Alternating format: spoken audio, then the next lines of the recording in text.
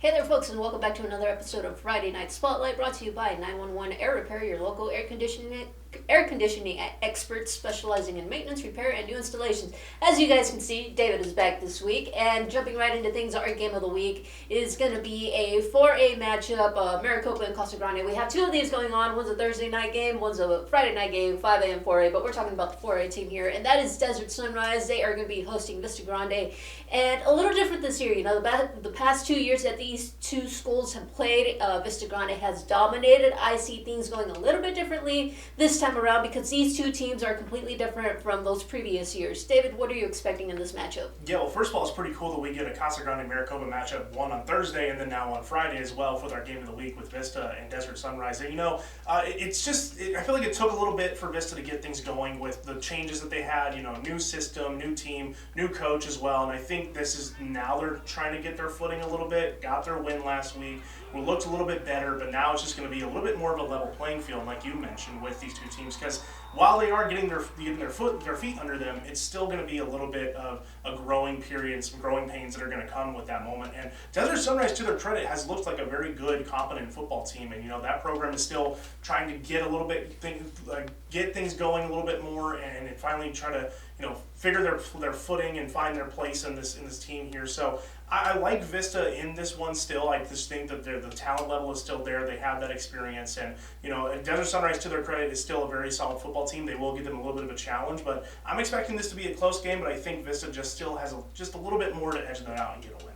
So I'm actually thinking the complete opposite of David here. Looking at Desert Sunrise, there are two games. They posted 40 points. They just got their first win last week against Sahuarita. And then, like David mentioned, Vista Grande. I had a lot of questions for this Vista Grande coming in. They did do a little bit better last week getting their first win, but there's still a lot of inexperience all around. Looking at their quarterback, Levi Tavares, this is his first year ever playing quarterback, and that first opening game against Tucson Sunnyside, you could see all those hiccups and just mistakes coming from that inexperience. They cleaned that up against Central a little bit, but Vista still has a long way to go to be that Vista, to be level with that Vista team that we saw a couple years ago. Desert Sunrise, however, they have grown tremendously. Quarterback Kyle Sherwood has a 64% completion rate, 519 passing yards. 7 touchdowns and just 2 interceptions. This Desert Sunrise team just seems like they can score at will. They've gone toe-to-toe with Mesquite and last week against Sahuarita, just going back and forth. I feel like Vista, unfortunately, doesn't have that same star power to just keep up with Desert Sunrise in this game.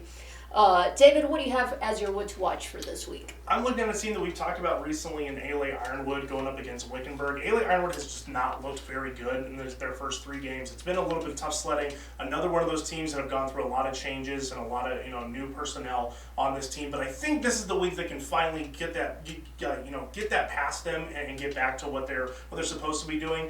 Quarterback Cash Castaneda is just kind of going through it right now. He has 9 interceptions on the year so far. That's not a good look. So I think they definitely have to clean that up. And if they want to, reestablish themselves as a good program, as a solid program, it's got to start at the quarterback position. So I expect him to kind of get back to what he can do and what he can't. This is his first real chance of starting at the varsity level. So he's still trying to get his feet under him, but I think this is going to be the game where they finally figure things out and kind of, get rolling a little bit more. Wickenburg is not a very strong team. They've only put up about, 13 points in their first 3 weeks. So I think this could be a time for them to, get that confidence level a little bit up, and I think it's going to be a better season all around after this week where they can get a nice win and move forward with it.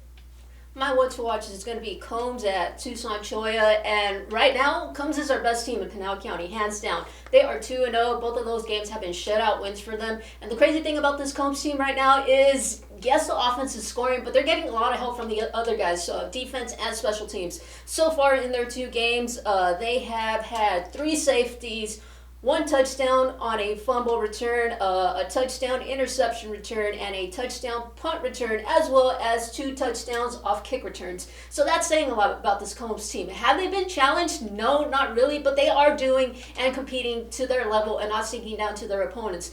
Unfortunately, I see that continuing on. Knock on wood, I'm not trying to jinx this Combs team, but I don't see them really having a challenge until later next month when they go up against Phoenix Arcadia and Snowflake. Those 2 teams are going to to kind of pinpoint where this Combs team is when it comes to playoffs and what they can do potentially against all these other playoff contenders. Overall, Ranson Moak has been a one-man wrecking crew when it comes to the running game. 236 rushing yards, 5 touchdowns. Like I mentioned, hey, Combs hands down for the next month pretty much is what I'm calling. David, anything else you would like to add? Again, I like the spotlight being on Combs. Like you mentioned, they're the best team we have in Pinal County right now, and it's just can they continue that throughout the rest of the year? I want to see more teams step up. We know we've had a lot of offseason changes, but it's time for those to not be excuses anymore, and we got to start putting some quality products on the field. So we'll see who steps up throughout the rest of the year, and we'll just keep rolling with it. As always, here is what the schedule looks like for our Pinal County teams this week, as well as our picks.